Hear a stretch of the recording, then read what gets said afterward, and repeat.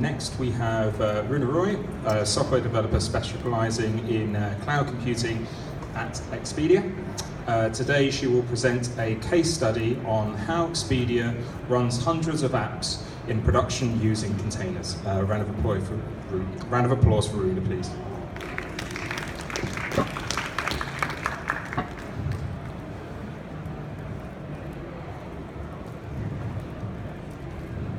Hi, good afternoon everyone. So I'm a software developer in the cloud computing team at Expedia, and as Expedia is moving towards microservices, we want more and more apps to move from the data centers to the cloud.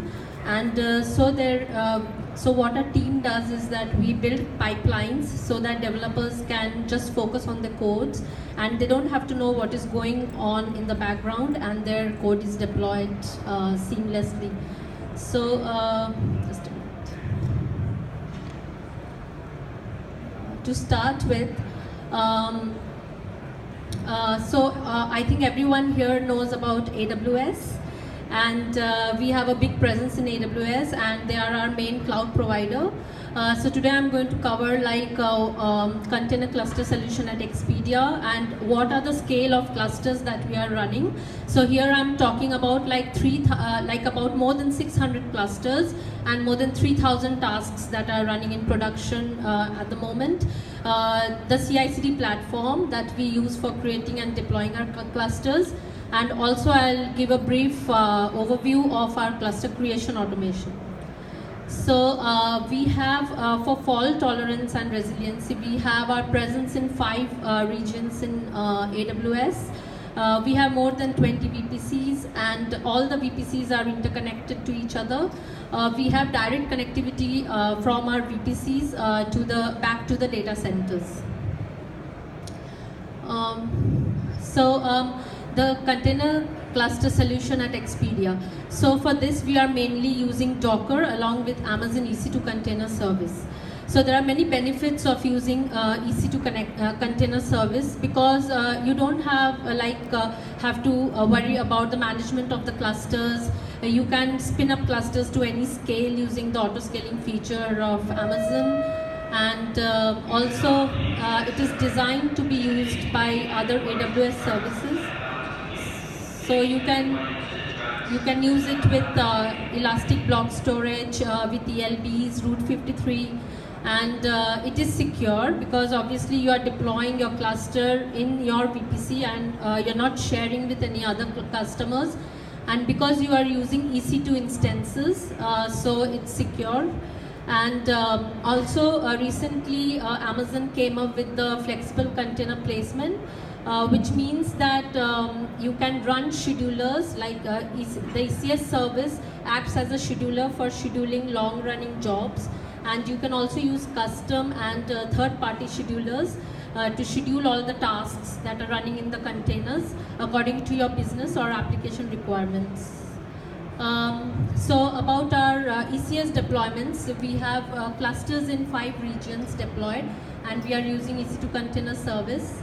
Like I said before, we have about 30 container clusters, more than 600 instances running, and more than 4,500 containers that are right now in all our environments. In production alone, we have more than 3,000 containers running. So, also we have more than 200 container instances. So just to give you an idea of the cluster matrix, so before we were using C4 extra large instances for our clusters, but we discovered that the reservation compared to the utilization was very low. We were just using about 5 to 10%. So then we moved to R4 2 extra large, and this is now our memory reservations as compared to utilization, and this shows the CPU reservations. We have C3 advisor running in all our containers, through which we get these graphs. So I'll just cover about a tool that we have built internally to do all these deployments, and how we achieve the CI/CD through this tool. So it's called Primer. And this is the UI. I think it looks cool. And we support a lot of templates that the developers want to create. So we have Node.js, support for Node.js, WebMVC, Scalatra, PHP, etc., or Spark clusters, anything that you need, we support. So here is just a brief architecture for the tool. So as you can see that when the user creates a new app, we create a GitHub repo for the app, which is like a basic Hello World application. So for example, if you are creating a Node.js app, it will just have the code for the Hello World application for Node.js. It has a basic Docker file, and then we push that Docker file to the internal Docker registry that we have hosted internally. We use Jenkins for CI/CD. We have configured jobs which do the build and deploy. Then we push all the logs to Splunk. We also use Graphite and Grafana for logging. And at the end, everything is pushed through SNS to the messaging systems like Slack, HipChat, or email that the developers have configured. This shows a more detailed view of how it works. So when the developer commits their code, as soon as they commit, it triggers a Jenkins job which uses webhook. So then it builds and pushes the image to the Docker registry. It then calls another test job which actually does the deployment. But we have scripts in place which we have written using Ruby, and those scripts actually create the tasks and services in ECS. Since we are using services, so we have also integrated them with a classic ELP. We have Route 53, which we are using as weighted CNAMEs for doing a blue-green deployment.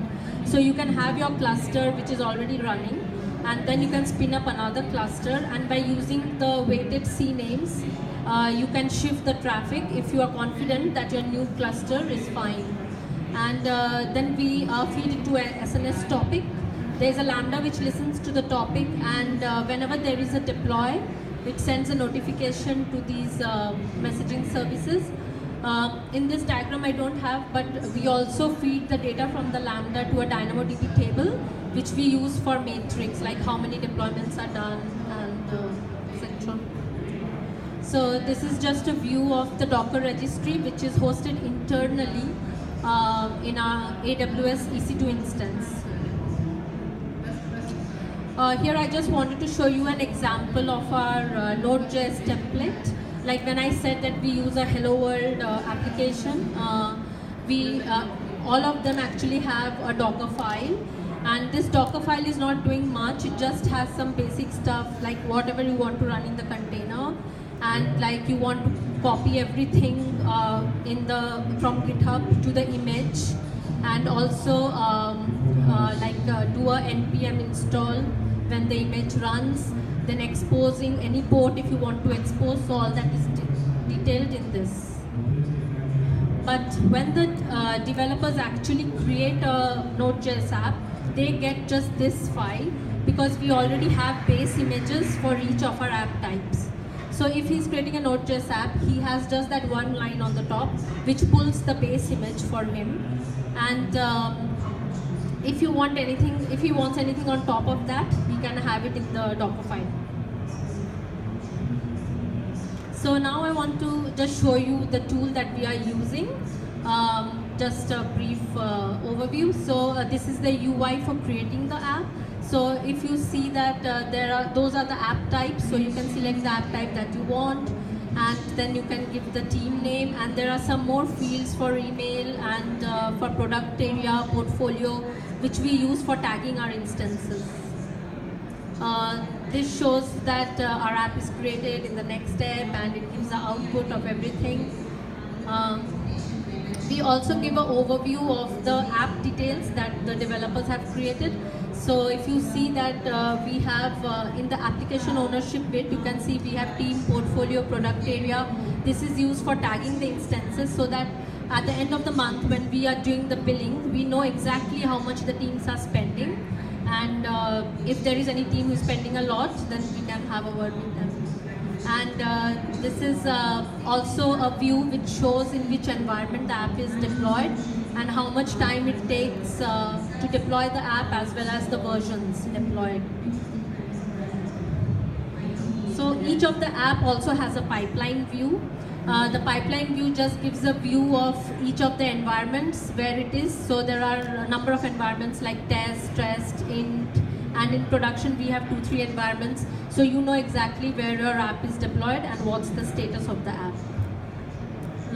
This is just to show you that even if you're not using the tool, we have a generic Jenkins job which calls Ruby plugins behind the scenes, and if you just provide these parameters, you can also deploy in ECS using this job. So now I'll just talk about the cluster creation process. So how we do things in the background. So for creating the clusters, we are using Chef. We use the Amazon base ECS optimized AMI that Amazon provides. On top of that, we run a few cookbooks. Then we create an instance and a base AMI out of that. Then we use some of custom Ruby plugins that we have written that we need in our AMI. And along with that, we use CloudFormation to bootstrap our instances. So just now, like I said, that we use the ECS optimized AMI, and when we run Chef, we actually do the OS hardening security, and we run a daemon container such as cAdvisor on each container instance. This is just to give you a view of the creation process. So if you see, we create the AMI, then we use Chef. After we create the base image, we actually copy it to all the regions that we want the clusters in. And then through that, we use CloudFormation and we bootstrap the instances. We also have a SNS topic, which is listening to the CloudFormation job. And then it just sends a notification that the cluster has been created. Just to end and give you a fair idea of our ECS deployments. So this gives you the graph that on a per day basis, we do more than 1,000 of deploys. Before we used CloudFormation, and it took us like 45 minutes to 1 hour to do a deployment, and this takes just 7 minutes. So it's great. Thank you. And this is my Twitter handle, and any questions?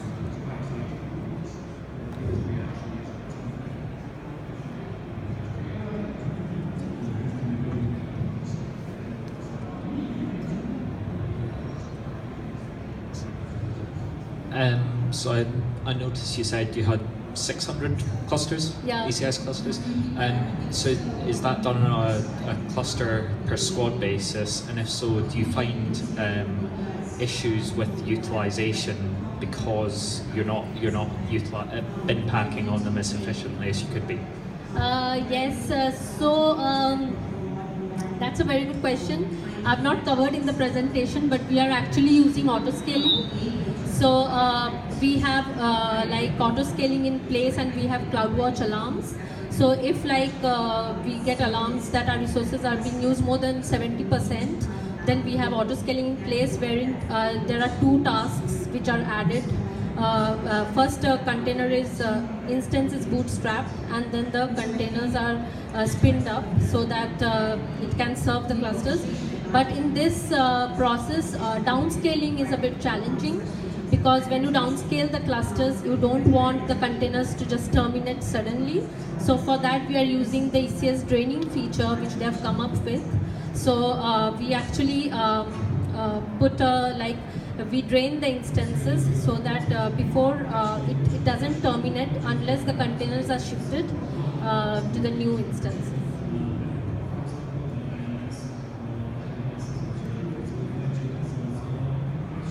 How do you monitor your target state against your actual state on the estate?